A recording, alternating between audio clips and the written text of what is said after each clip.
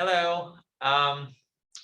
Welcome to the second session of this mentoring meeting with the TGS scholars. So before I start, we have a person who joined at the end. So Gavin, may I have your major? You just joined us about a minute ago. You said civil engineering. Civil engineering? Yeah. Okay. So Gavin is civil engineering. Okay, good. So we have 2 mechanical engineers, 2 civil engineers, and 1 computer science major. Okay. So the last time we met, I talked to students about what are ways that you could be successful in the courses in your academic journey. Today, I'm going to be focused more on how to explore your career after graduation. So basically, you really have to work hard, do the right thing. And one of the things that I emphasized in the last meeting was start preparing early and don't go to your professor the night before the exam and say you don't know anything, okay? Because that could really make the professor and you in a lot of trouble because midterm is typically covering anywhere from 1/3 to 1/2 of the semester's material, and you just cannot simply have the time to cover so much material in such a short period of time. And I ask you to start preparing early. So, and one of the things that I'm going to emphasize today is what are your best chances of getting the job, dream job of what you have dreamed, and your plans for graduate school if you are thinking in that direction. And when I talk to seniors, and I talk to them very often in my office setting is, oh, professor, I don't have the GPA. Oh, professor, I don't have an internship, okay? And many realize that at the end of the senior year. So those of you here who have at least, 2 years left in your graduation or 1 year, that's still okay, But some graduate in 4 years, some graduate in 5, some graduate in 6. So basically, as far as I know, the TGS scholars, you have at least 2 years, right? For your graduation. So then you do have the time to adjust and optimize your chances, okay? So I'll start with, in general, what is the best way to get jobs, okay? So unfortunately, even for entry-level positions, the engineering computer science companies look for experience, right? We hear that all the time. People who are fresh off college is looking for a job, but these companies in their position descriptions calls for all kinds of experiences.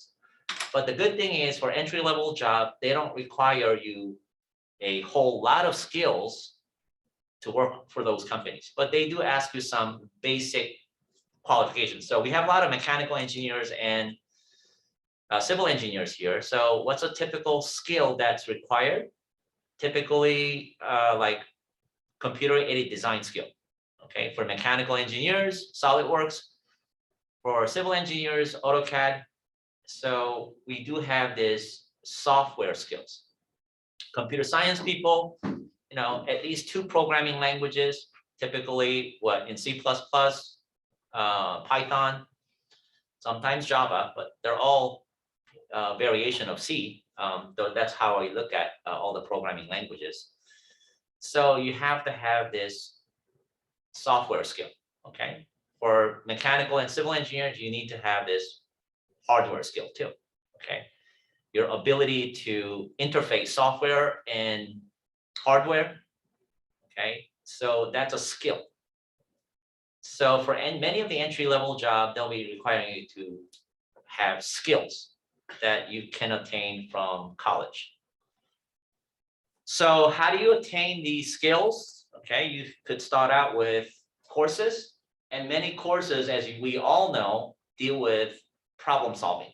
Okay, many times it's problem solving on paper and pen. Okay, it doesn't require softwares or programming. So you say, how do you develop the skill? But as your courses reach the 300, 400 level courses,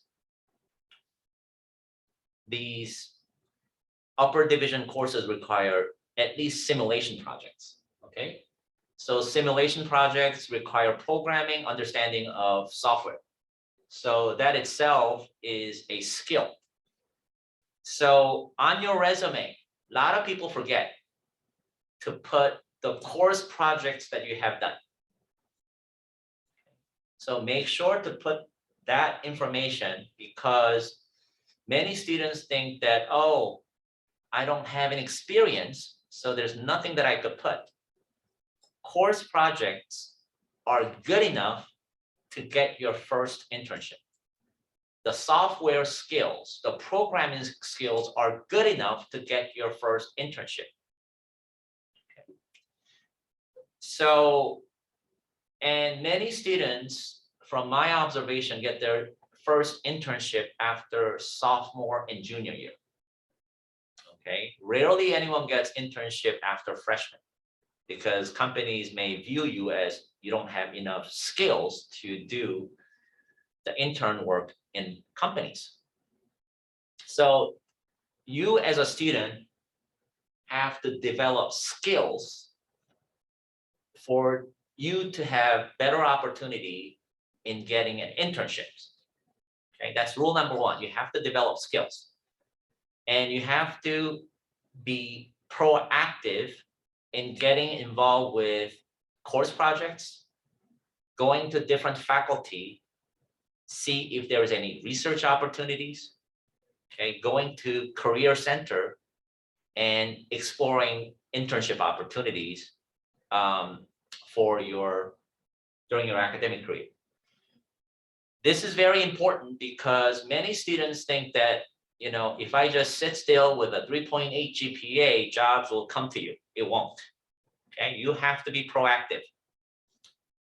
So how do companies view GPA?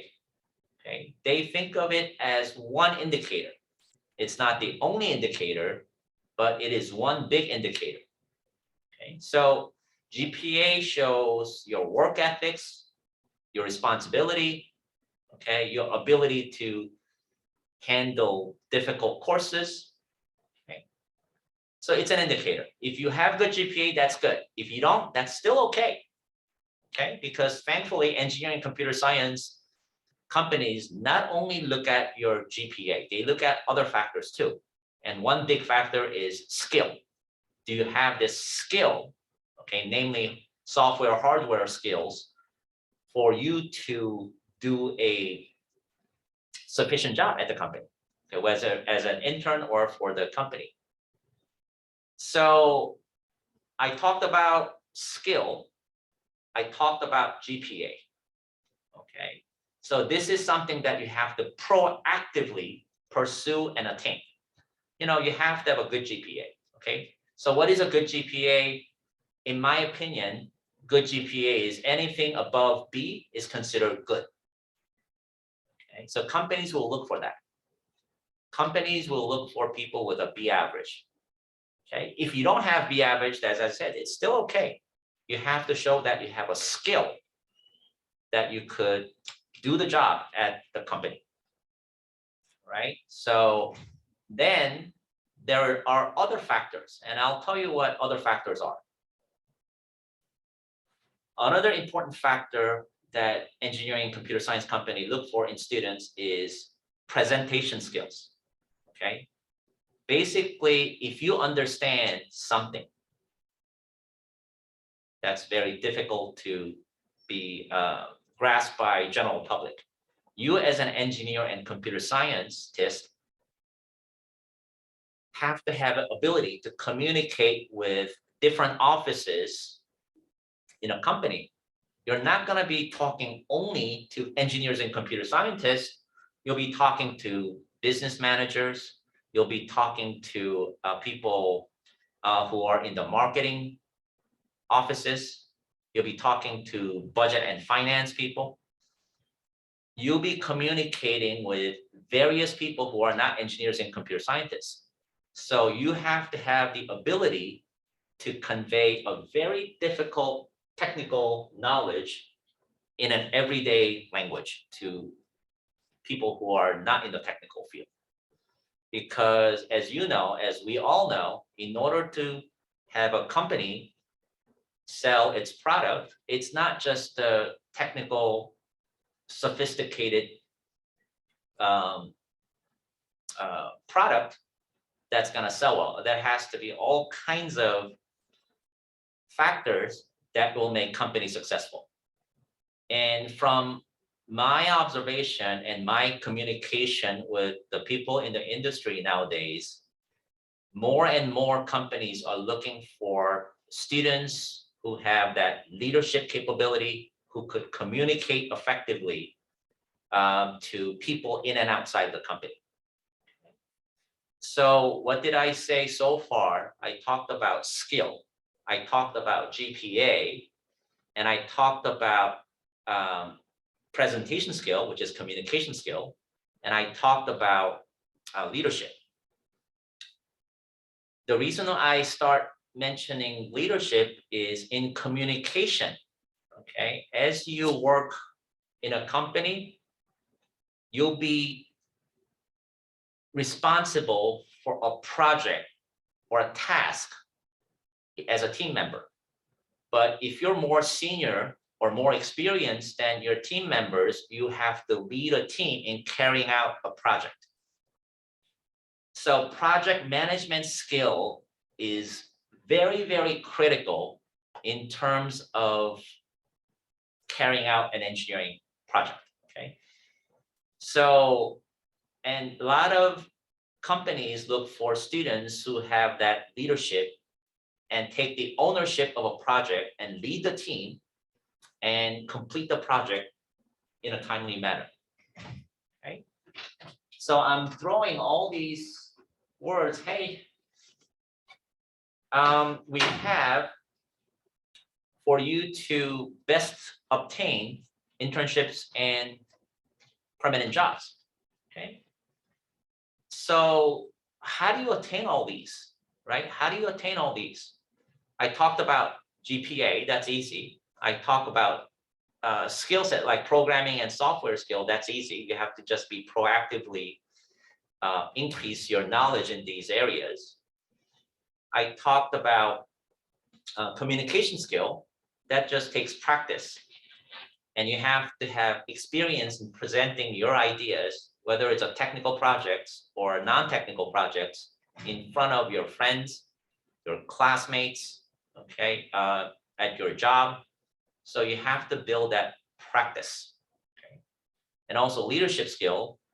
And once you become experienced, become more senior in academic setting or in job settings, you'll be able to carry a project with your team members, okay? So from my observation, okay, having a good communication skill and having that leadership, there is what's called interpersonal skill. That means a leader has to not just communicate well, not just have the ability to lead the team, but at the same time, you have to be able to observe your team members and try to somehow have everyone on the same page and pace the project according to the timeline that you are given from your supervisor. So as we all know, if we have 5 members in a project, the pace of the project is going to be dictated by the slowest member's pace. So you as a leader have to somehow work with the slowest performing member and make sure that the project itself is not delayed. So that is an ability that comes with experience again. And how do you develop that experience? Okay, through classes. As I mentioned, if you're looking for an internship, okay, these companies who are trying to hire interns will not be requiring a vast amount of experience. But at the interview, if you start explaining the small projects you've been responsible with your team members as a team lead and have a story to tell and let the company see your potential as a good member of their company as an intern or for full-time employee, okay, that itself will be good enough for you to get that first foot in the company. And I am not really distinguishing internship and full-time employment here because the next thing that I'm going to say is you have to think small, okay? If you don't have that big experience under your belt, okay, you need to start having internships. Then 1 or 2 internships will be the building block for you to go for a bigger employment opportunity, okay? So you have to think big, but you have to act small. So my recommendation for you is to have the resumes ready, okay? So I talked about all the components that's required to get your first internship and first employment, but for any job opportunity, for any internship opportunity, what you have to have is the intern resume. Okay, so in my opinion, all freshmen should have a resume ready by the, I would say, before the end of second semester. So we have great resources on campus. We could go to Campus Career Center and ask for resume help and start building your skill in writing cover letters, because cover letter and resumes are the very first thing that you need to get your applications in for any internships. Okay. So once you have, when I read resumes, okay, usually because I'm in an academic setting, I review resumes of staff members or faculty candidates. But if I see resume that's very sloppy, I don't care how much experience the candidate has, I get deflated by even reviewing the resume. So it has to have no spelling errors, no grammatical errors in your cover letters. You know, sometimes people don't update the dates on the cover letter. So I see a date that's dated, 1 year ago. So people recycle their cover letters without being sensitive to changing dates. Same with resumes too. You should resume for students, you should update your resume at least every semester to kind of include the new projects you may be doing in your courses, the new skill sets that you develop. So you have to update your resumes every semester. So if you ask me, when should you be really aggressive in looking for resume? Starting the fall of your sophomore year, because it takes time to get your jobs or resumes. Internships. So as I said, coming from our last session, I always tell students to start early. If you start early, you're gonna find your mistakes early, and there will be enough time for you to correct your mistakes. Okay. So then, let's say many students ask me this, Dr. O, I don't have the GPA, okay? I don't have the skill set. okay? It is really up to you to develop that, okay? You know, high GPA requires hard work. Building a skill set requires hard work, okay? Companies do love proactive people, okay?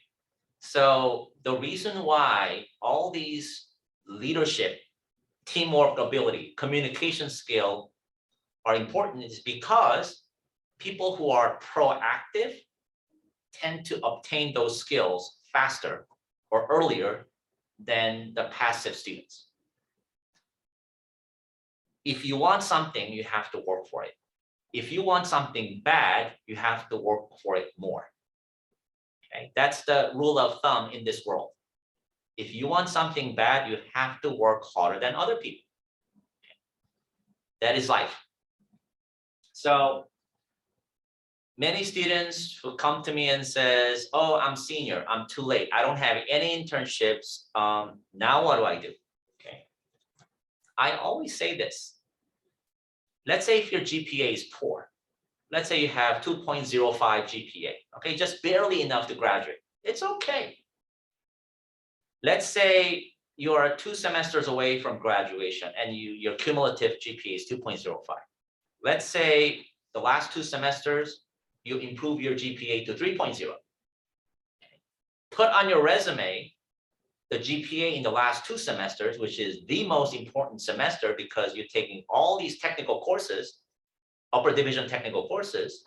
If it reaches 3.0, you say, wow, the companies would know you somehow resolved any of the earlier issues and now are doing good academic work.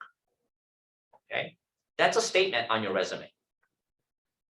If you can somehow have your GPA in the most recent semester very high, I don't care if your overall GPA is low, you can make a statement saying your most recent work is high quality.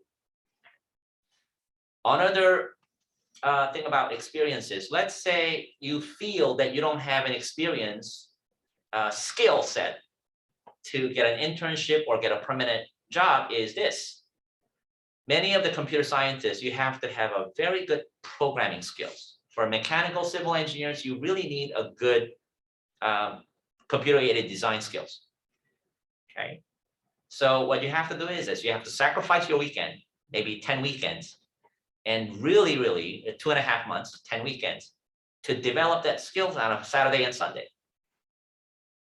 Okay, once you spend about 10 weeks, 10 weekends, Saturday and Sunday, developing those software skills, and we have so many good resources. You know, if I watch YouTube nowadays, okay, I just get amazed about all the tutorials that you have in developing skills in software or even hardware.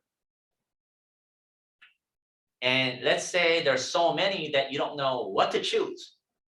Professors will be happy to kind of channel you to which sources could be helpful for you to develop that skills. So whether it's a GPA, or whether it's lack of skill, you could really make that up in the last couple of months, okay, to really bring out the positives that you have.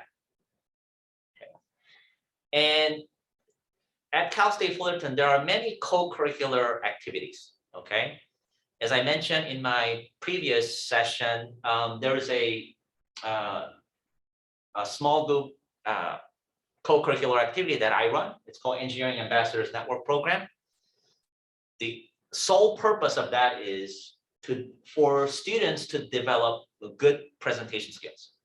Okay, we meet once every other week for an hour and a half, and basically I have students practice presentation skills on a topic of their choice, usually a technical topic. So we have had students in computer science do a presentation on artificial intelligence. Okay, 15, 20-minute presentations. And I was able to really see the demeanor changes. Okay, the student was not shaking when presenting, and the student had that confidence voice doing presentations. And I really saw the growth of development in a span of 1 year. Okay, So those of you who are what, sophomore-ish right now, will have that opportunity if you search. Okay, as I said, and another small activity that happens is called Entrepreneur in Residence Program. We call it EIR. So we have a business faculty who teaches you how to think like an entrepreneur. Okay, and at the end of that series of meetings, you'll get a certificate saying that you've gone through a little series of workshop having entrepreneur in thinking. You could put that on the resume too. So if the potential internship company or your future employer sees that you have all these activities, another activity that you could get involved is, student ASI. Okay. So for leadership opportunities, then companies will see that you have put the effort in attaining the soft skills that's necessary to help the company make its product. Okay. So all these skills that I just mentioned, it's really up to you. Thankfully, Cal State Fullerton has great resources. If you seek help, there are enough people to help you. But we have what, in the College of Engineering and Computer Science, we have what, 4,500 students. So we don't have the time to go through individual students explaining all these opportunities. So if you as a student come to our college website and see the flyer and read the email announcements from the university, I am 100% sure there'll be a match for you to explore the passion that you have or the weaknesses you try to develop. Okay. And if 90% of our students in College of Engineering and Computer Science try to get a job in the industry, and there's about 10% of the students who go for graduate school. And I just want to mention something about graduate school because I recommend many of the students to explore master's degree in engineering or computer science sometime in their career, because you could really develop a specialization of the area of your interest. And one thing that I probably will share that you may not hear from other workshops or meetings is, I don't want you to pay for your graduate education. Okay, so what is a way to not do that? Okay, so many times, if you work for a company and work for about a year or two, and if there's a tuition reimbursement program. Many companies do. Okay, so thankfully many of the graduate courses in engineering and computer science, not just our campus, many campuses in this country have courses offered in the late afternoon and early evenings. Okay, so all the graduate programs that I know require anywhere from 8 to 10 courses.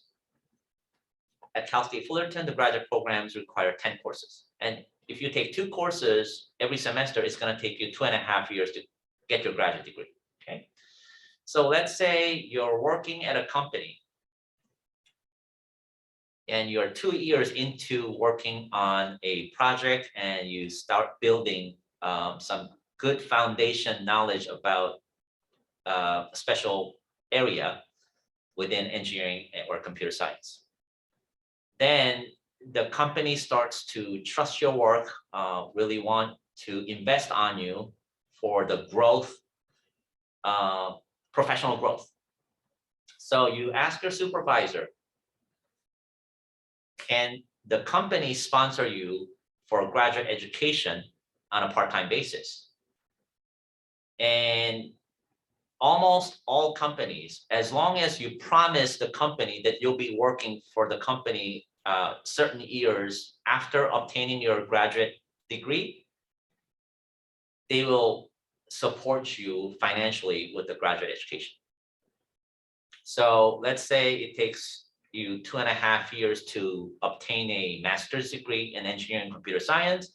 The company will require, anywhere from 2.5 years to little more to for you to be supported with the financial support for the graduate education. Okay, so there's a commitment for you after getting your master's degree to gain that benefit. Okay, it works nicely because that means the company is committed to your professional growth. So I really want our students, you don't have to have an immediate pursuit of your graduate education, but sometime in your career, when I say sometime in your career,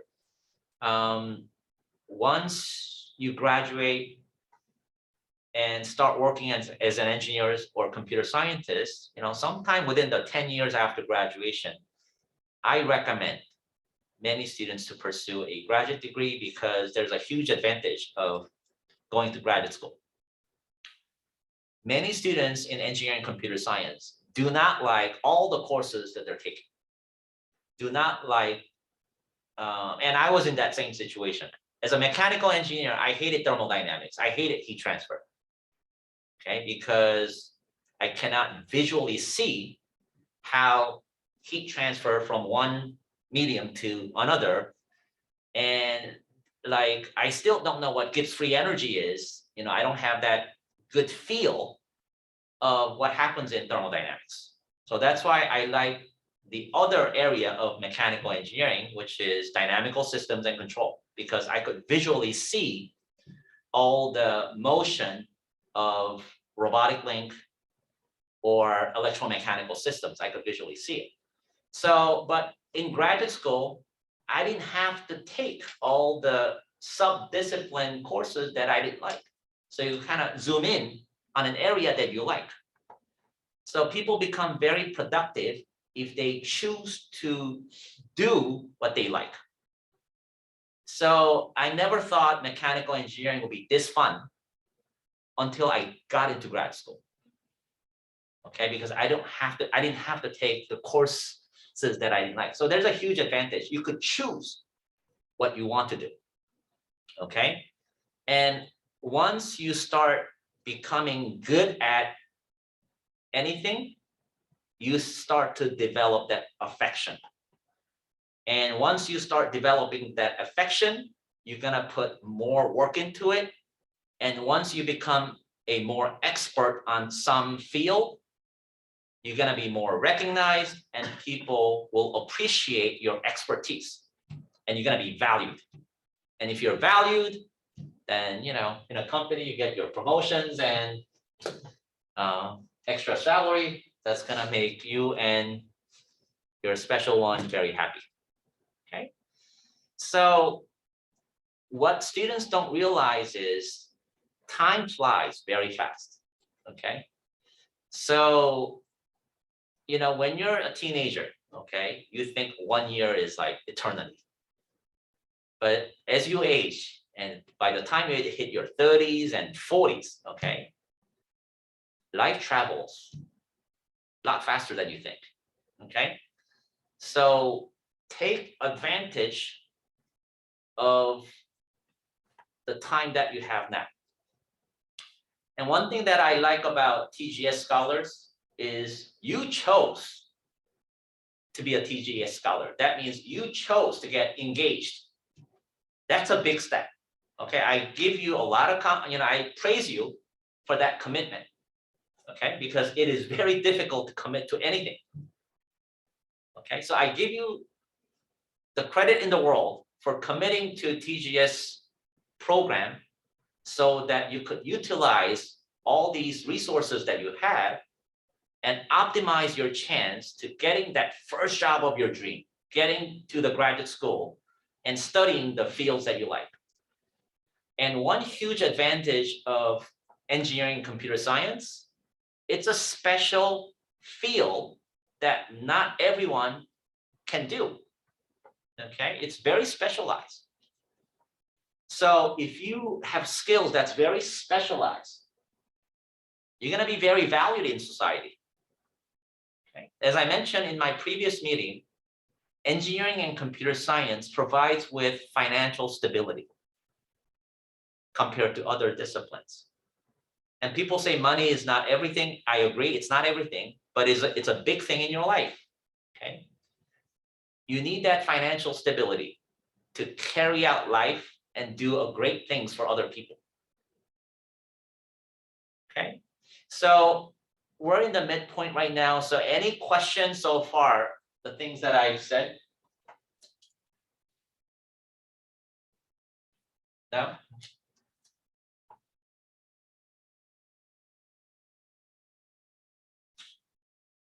Everyone's quiet. I don't want this to be like a one-way street conversation. I think I mentioned to you last time, when I was junior, I thought about quitting engineering, mechanical engineering, every single week. On Sunday evening, when I'm doing my problem sets that's due on Monday, right? You know, I think I mentioned to you, doing 4 problems took me like 6 hours. And I still wasn't sure whether I was doing things right or not because of that uncertainty, because of that uneasy feeling. I said, oh, is engineering for me? But engineering is tough because, as I mentioned in my last meeting, you don't want to buy an iPhone that works 99% of the time. You don't want to build a bridge that only works 99.9% of the time. Engineering, computer science require perfection. And in order to have that perfection, it's very demanding. You have to be perfect. Okay, that's why it's hard. Because you don't want to drive a car that only works 99.99% of the time. You have to do better.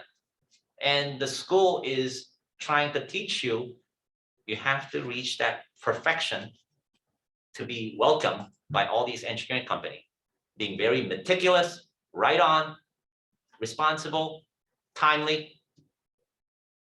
Okay, this is why engineering and computer science is hard. Because professors tend to have a very strict deadlines with all your programming assignments, and they're training you so that you could go to these engineering companies and work under pressure. Okay. So I think, Karen, you are about to turn your microphone off and ask a question, right? So Karen, you had any question? Because I saw your microphone go up. Well, yes. No, I was just gonna let you know that I didn't have any questions. Sorry. Oh, okay. That's fine. So Gavin, I have not heard your voice yet. Are you there? Yeah, I'm here. Good. So, so basically, you're welcome to disagree with what I say. You're allowed to ask me to elaborate what I said. One thing that I want you to feel comfortable at Cal State Fullerton is don't be afraid to ask questions. Okay? Because by you asking question and getting a response right away can save you a lot of time searching for that information on your own. Okay. So now I'm going to ask each of you, we have 5 people here. So right after college, what do you want to do? Okay, so I'm gonna start. Karen, I don't know why I'm picking on you often. So Karen, do you have a big plan or wish that you want to have after graduating from college? Work for a specific company, going to a grad school, developing an experience in particular area in mechanical engineering? I think the plan was to get a job, but I think from this I'm starting to understand that getting that experience is kind of a smarter first step. So probably get an internship then. Yes, many of the companies do look at students' internship experience, I think more importantly than the GPA. But to get that internship, you need the GPA. So it's what you call like a chicken and egg situation. You need one before the other, but in order to get the other, you need the other one. So it is hard. So, and I'll be happy to talk to you on an individual basis to kind of coach you, looking at your resume, and I say which areas to improve to, maximize your chance of getting an internship. Okay. As I said, it is okay to have low GPA. It is okay to not have experience. You guys are still too young. Okay. TGS scholars, you have what, at least 2 more years to, graduate. So it's more than plenty of time for you to kind of develop skills and improve yourself to get that job. Okay. So now I'm gonna ask Joel, what's your plan after graduation? I feel like because I have other like friends that already graduated, but they're still not in jobs yet. So I feel like, yeah, I probably have to get more experience. You know what you should do, Joel? Ask those friends why they think they're struggling to find jobs. Okay. And my thinking is they would know because they've experienced that job hunting. They've experienced what works and what doesn't work. Okay. And I'll be happy to talk to you after you find out about that information. Okay. So Jose, what's your plan after graduation? Don't just say a job, okay? You're a mechanical engineer, say, if you're interested in automotive engineering or rockets or cars.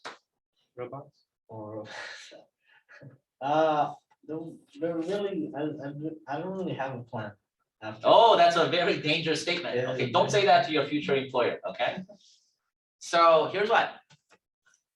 If you don't have a plan, that's okay. You have to find what you like. Okay, college is a perfect time to explore what you like. Okay, you think when I was a junior, you think I had a specific plan? No. I didn't know what I liked, to be honest with you. The only thing that I liked and disliked was I didn't like thermodynamics. I didn't like heat transfer, but I like dynamics and control type of courses. Okay, so now I start exploring, okay, maybe robotics is for me. So I was able to kind of eliminate what I didn't like. So you have to start eliminating what you don't like so that you could kind of channel yourself towards something that you like. Okay. So, okay, now I'm just getting a better feel. Okay, Marco, what do you want to do after college? I kind of want to get more experience because my main goal is to actually go into the field of cybersecurity. Okay, good. Okay, you're being very specific. So that's good. So cybersecurity, as you know, is one of the hot field in computer science nowadays. Okay, everyone wants to go to cybersecurity, and there's great potential. Okay, so that's good. So did you know that we have a concentration in cybersecurity in computer science department? No. Oh, so you know what? Go to the department website and explore concentration in cybersecurity. Okay, you just have to take 4 or 5 courses as an elective in cybersecurity. Then Okay. on your transcript, you'll have a computer science degree with cybersecurity concentration. Okay. It helps. Okay. Oh, cybersecurity. Yeah. Okay, good. Gavin, a civil engineering major. I'd like to hopefully get a job after graduating so I can help take care of my mom. Okay, so do you have a specific area in civil engineering that you like to explore? I'm leaning towards the geotechnical portion. Geotechnical, good, good. Yeah. So there's great needs for geotech engineers in California with all the landslides and earthquakes, right? Yeah. Plus, I just picked up a minor in geology, so that's kind of where I'm leaning towards right now. Good, good, good. So Gavin, that's a skill that you are developing, okay? So that is geology minor, okay? It's very related to geotechnical engineering. So you're adding a big statement on your resume of the field of interest. Good. So Marco, you mentioned about cybersecurity. Okay. So we have faculty who is doing cybersecurity research, and we have Center for Cybersecurity in our college. So you know what to do, okay? So you have to explore that area in a deeper sense. And those of you, okay? So Joel, you said, okay? I'm sorry, Jose, you said that you don't have a specific plan, but for you, for the next 2 semesters, you have to identify what you like and what you don't like. Okay, once you do that identification, you could now zoom in to that exploration. Okay, so do not say just getting a job is your goal. Okay, you have to identify what you like and what you don't like. Okay, and it's gonna be hard. Okay, you think I knew everything when I was in college? No. But one thing that I respect and admire you is that you at least came to become a TGS scholar, right? And trying to explore the resources they'll be given to you. Okay. That means you're proactively seeking help. What resources can the university provide so it could make you a better engineer and computer scientist? Okay, that's a huge start. Okay, it's a commitment, it's a huge start. So now what you have to do is, for those of you who said you don't have a clear specific plan, you have to identify what you like and what you don't like. And you have to do that in the next 6 months. And those of you who know where to go, okay, cybersecurity concentration, okay, geotech engineering, okay, then you have to develop expertise. So Gavin, what you have to do is, what is the skill that geotechnical engineers must attain? Okay, so you have to find out what are the skills, and you have the professors in geotechnical engineering who could help you with that. Marco, if you're interested in cybersecurity, I know at least 4 faculty in computer science who do cybersecurity research. Approach them and ask them, what are the skills that's necessary to go into cybersecurity field? Okay. You have to be proactive. If you seek help, there'll be plenty of people on campus who's willing to help you. But if you just sit still, take your courses, go home, okay, watch Netflix, it's not going to help you. You know, sometimes, and I have to be very, very open with you.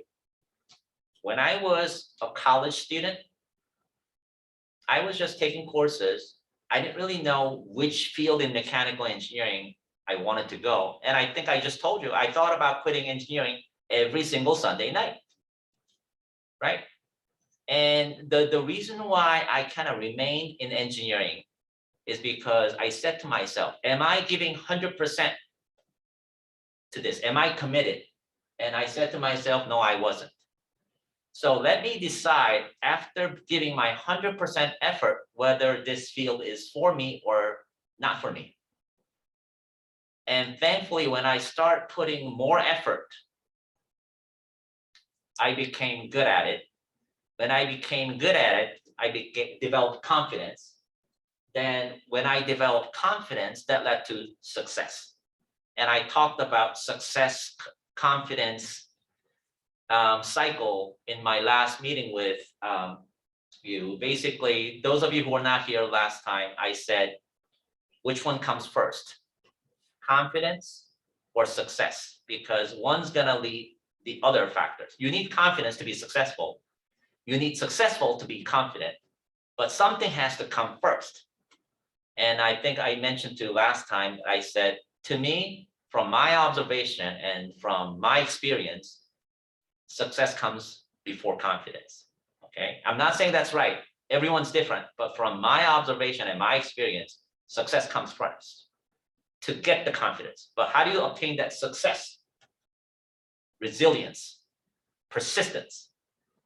Okay, and someone has to tell you that if you're resilient and persistent, good things will happen. Because you as students don't know what resilience and persistence will lead to. I know because I'm more grown up than you are, from my experience. In engineering and computer science, I also mentioned that when things are hard, repetition will significantly increase your chance of learning. You know, when I first opened a book on C++, I didn't know what polymorphism was. Okay, I still don't have to know, but because it's not related directly to my field. But C++ was such a big thing when I was in grad school. I was just curious, but I didn't know. But once I read it over and over and over, it clicked. Okay. And I think I mentioned in my last meeting, you know, those of you who are mechanical civil engineers, you have to take 308 course, okay? Engineering math course. If you tell me that you fully understand what Laplace transform was in 308 course, I'll be impressed, because I didn't understand what Laplace transform was when I took it for the first time. Okay, but as I said, repetition, persistence of learning will make you understand fully. Okay, jobs are the same thing. Sometimes I have a fun conversation with many of the students who were in my class when I was teaching in mechanical engineering. I said, you know, they get all frustrated. Students call me June, and it's June, you know, I applied to 14 different companies and I'm not hearing any responses. And I smile, okay? I smile because, and I say, you expect to get a response for 14 applications? Multiply that by 10. Then let's talk, okay? You know, I'm sure Melissa, Dimitri, and we have Shannon, you know, they are all fully employed, you know, as an adult.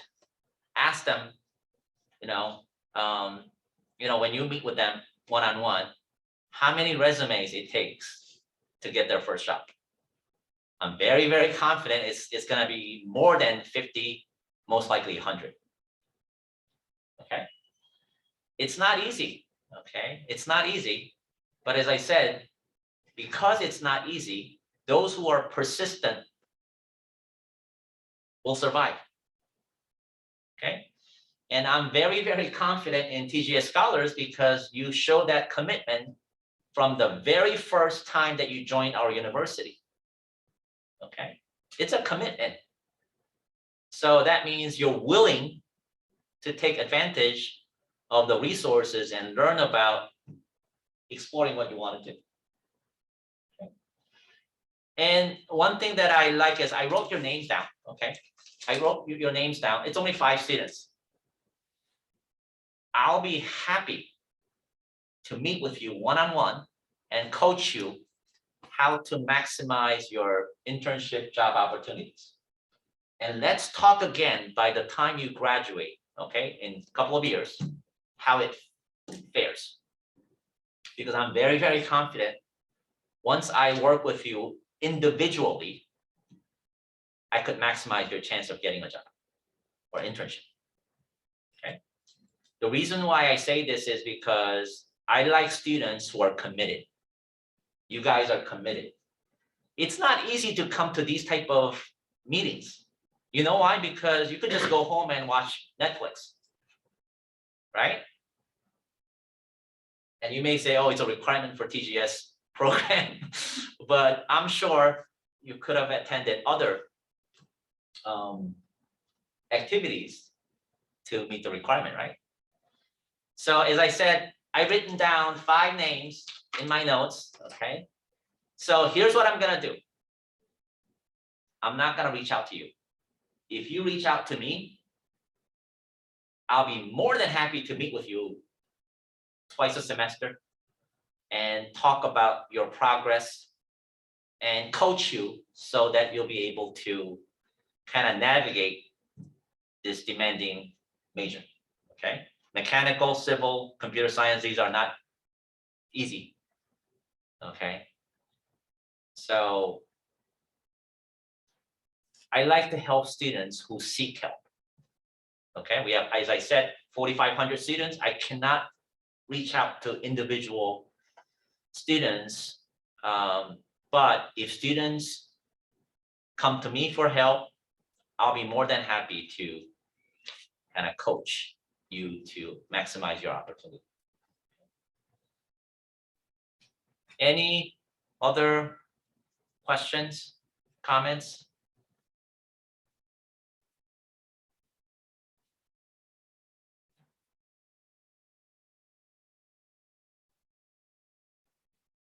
And from my observation, I'm bad at it too. I'm a night owl, meaning that I like to work late in the evenings. So I'm most alert from 9 to midnight. Okay, so when I have to do an important task, that's when I really, work. But if you really want to be successful after graduation, from my observation, people who are early risers tend to be more successful. I mean, I say that's only my personal observation. People who wakes up at 4 o'clock and be ready for work at 6 a.m. From my observation, they tend to do better. And I just told you, I'm not an early riser. So does that mean that I am not maximizing my opportunity? Maybe, but I do commit weekends. So I make that up by working on weekends. Okay. So the reason why I mentioned this is because people who wake up early have access to information earlier than other people. If you have access of that information, you could react better, you could respond better. But that's just my personal opinion. So if you have faster access of information, you can be more successful.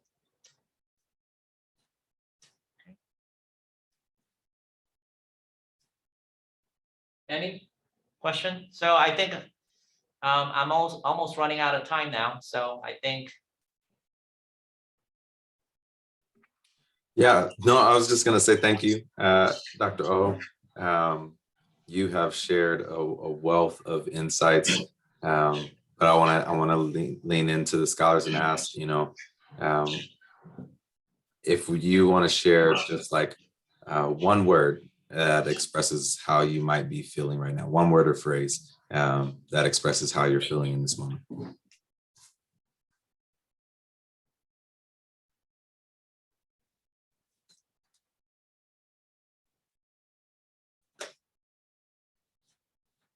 It's okay. I'm good taking constructive criticism.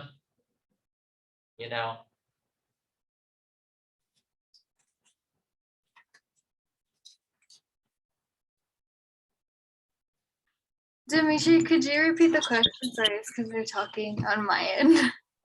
No worries. Just what is one word or phrase that expresses how you're feeling in this moment regarding your future, your career path, finishing out your experience here at CSUF, right? Like what's one word or experience that expresses how you're feeling?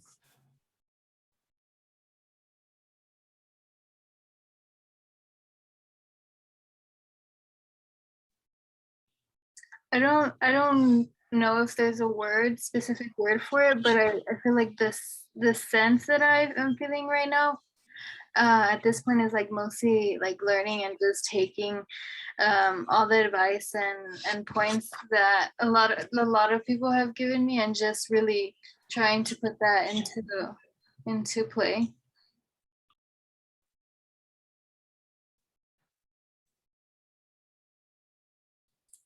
Would anyone else like to share? And thank you, Karen. I just feel like receiving this information makes me feel more, gives me more insight about like my direction. Because I did feel kind of like lost, like whether or not to decide if engineering was still for me, but I just kept going to.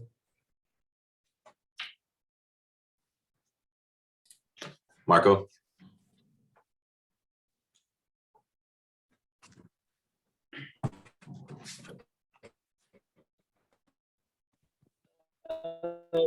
I kind of agree.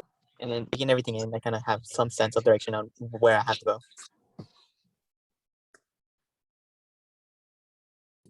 For sure. Thank you. Gavin dropped in the chat. I feel more structured and prepared for the future in a way. What about you, Jose? I should same feeling as Joel. But I'm mostly going with the flow of going through mechanical engineering. Those pretty lost, pretty confusing, confuzzling. But it does really help a lot more upon like insight on the kind of like the path I'm going through basically, and to seek out kind of on my interests and what things I actually want to do in the end. Awesome. I think without a doubt, at the very least, each of you have quite a bit to reflect upon and explore within yourselves, and thinking about the pathway that you have ahead of you. So know that, as Dr. O said, you have plenty of support here and resources here on campus, including us, including him, right? Please do not hesitate to utilize the support and resources you have. Take it full advantage. Full advantage. I don't know if you all really understand the opportunity that he's extending to you to reach out to him and work with him, you know, one-on-one. It's pretty unique. So please don't sleep on the opportunity. Take full advantage, and you know, give yourselves first. I want to say, give yourselves a round of applause, right, for being here and taking advantage of this opportunity. And I want to encourage you to continue taking steps forward to enhance your experience and maximize the opportunities that you have. So just to give you 3 claps, because I don't want to clap over the mic. Again, thank you, Dr. St. June. Thank you, Dr. O. We greatly appreciate all of the insight, wisdom that you were able to provide today. And for those of you who are on Zoom, I'm dropping a link in the chat for you all to provide some feedback regarding what this experience has been. If you are in the room, we will get that link to you via email, so you can complete that, give us some feedback as well. And if you're watching this on playback, words are hard sometimes. If you're watching this on the playback, the link should be right there in the description for you to provide some feedback as well. So we thank you all for your time, and we hope you have a wonderful evening. Take it easy and finish this semester strong. Thank you.